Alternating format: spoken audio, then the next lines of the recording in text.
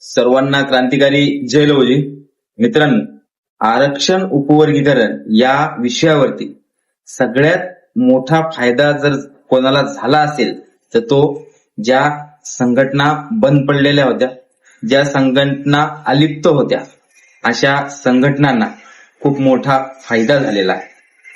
आणि अशा काही स्वयंघोषित विचारवंतांना, खरं तर हे स्वयंघोषित विचारवंत नाहीत, हे जाती जातीमध्ये तेढ निर्माण करणारे वळवळणारे किडे आहेत.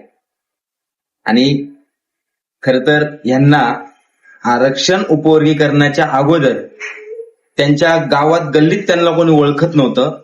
पण जसं जाती जातीत भांडणं लावायला गेली, मातंग समाजावर बोट उचलायला गेली, महाराष्ट्राच्या देशाच्या महापुरुषावर बोट उचलल्या गेलीत, त्यावेळेस यांचा आम्हीच किंवा आपल्या काही समाज बांधवांनी त्यांचा प्रचार प्रसिद्धी चालू केली आणि ते आता जास्तच वळवळ करायला लागलेले आहेत.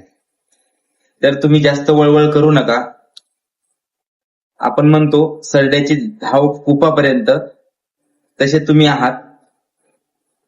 दुसऱ्या जातीला बोट ठेवून आपण स्वतः मोठं होता येत नाही. स्वतःचं अस्तित्व स्वतःच्या जातीसाठीच नाही तर समोरच्या जातीसाठी सुद्धा काहीतरी करावं लागतं, तेव्हा ते अस्तित्व मोठं होतं. जय हिंद, जय लवजी, जय शिवराय.